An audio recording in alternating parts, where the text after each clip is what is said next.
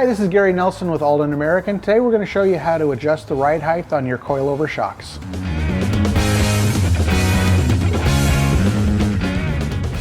To adjust the ride height, we're going to use our spanner wrench. To raise the car, what we will do is move this spring seat up to put more preload on the spring, which in turn will raise the back of the car. Alternatively, to lower the car, we will reduce the preload on the spring by loosening the spring seat.